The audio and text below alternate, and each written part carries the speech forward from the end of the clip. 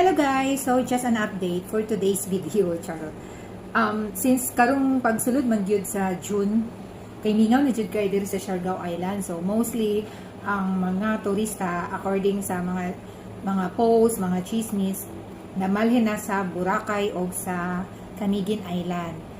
I don't know kung unsa ang main reason nga nang namalhin sila sa Camiguin Island, sa Boracay, sa Palawan, sa Siquijor. Wala na sila diri sa Siargao Island. Siguro number one ang safety kay na naman mga gubot-gubot diri, pero dili man pud ingon ana jud as in ka grabe nga gubot. Kanang gagmay lang gud na issue. Mostly ang mga involved kanang mahubog, magsinumbagay, bisan asa man nga lugar ano. Pero karon jud nga man grabe kahinay, as in tanan nga mga establishments nagreklamo, mga friends na ako sa lain nga establishment maingon grabe kahinay karon no. Oo, same as here sa amo ang restaurant, grabe kaningaw jud sukad pagsulod sa month of June. So karon ako nakita nga post guys, ako lang i-share no. Gipost siya June 20 tapos na po siya updated June 28. So karon June 29. Grabe as in mingaw kaayo ang isla. Mingaw kaayo gyud ang galakaw-lakaw mga surfer ra, bit sa ilang surfboard.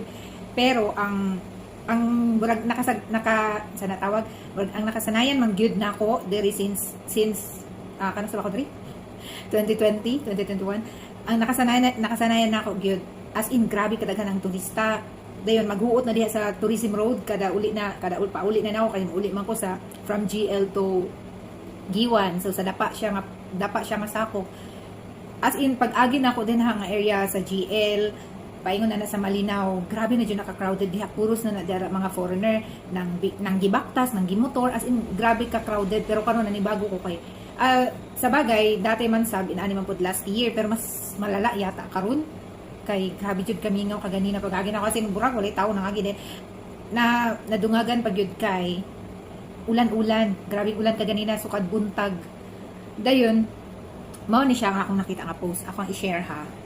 Muna siya guys, o si Enjoy Boracay TV, mga update sa Boracay. June 19, 'di ba? June 19, grabe kadaghang tawo. As in, grabe kadaghang tawo.